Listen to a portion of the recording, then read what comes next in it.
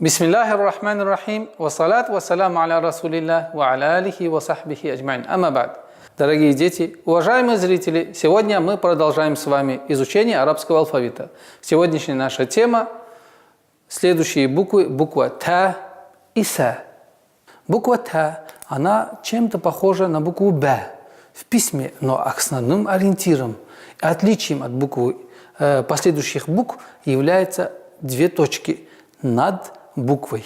Обратите внимание, как буква Та пишется. И две точки, как бы в виде смайлика, чтобы легко запоминалось. Такой маленький совет, чтобы арабские буквы запоминались легче, ассоциируйте с чем-то, и намного легко будет запоминать. Буква Та – мягкий звук, и произносится, и пишется в транскрипции примерно таким образом. Повторите, пожалуйста, за мной. Та. Та. Умницы, молодцы. Звук мягкий, и поэтому, уважаемые зрители, на это следует обращать внимание. Обратите внимание. Буква Та.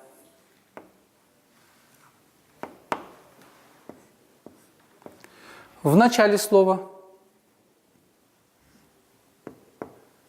В середине слова. И в конце слова. Если вы обратите внимание, основной неизменяемый каркас этой буквы является количество точек. Это очень важный фактор. Следует обратить на это внимание.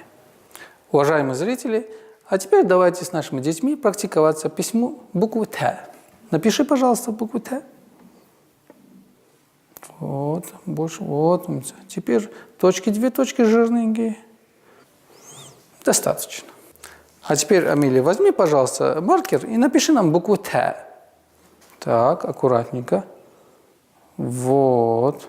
Теперь две точки в серединке. Умница.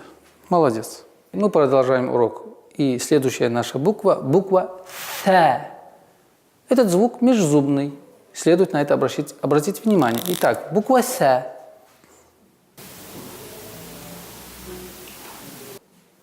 Отличительной чертой от буквы Та – это троеточие.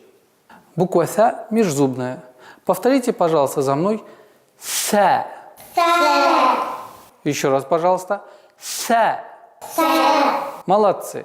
Уважаемые зрители, букву Са можно в транскрипте написать таким образом. Итак, буква Са.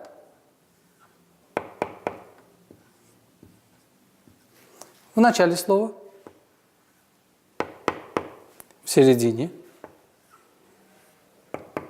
И в конце слова. Следует обратить внимание на количество точек, которое различается от буквы Та. Это троеточие. А сейчас возьмите ручки и напишите нам букву Та и Са.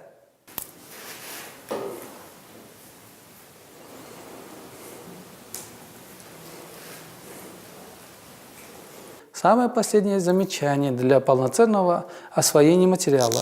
Если вы заметили, когда мы написали вот таким образом, вот эти части являются соединением с последующими или впереди стоящими звуками. Как бы эти звуки, эти буквы подают руку впереди и рядом находящим своим соплеменникам. Дорогие дети, уважаемые зрители, на этом мы завершили наш сегодняшний урок.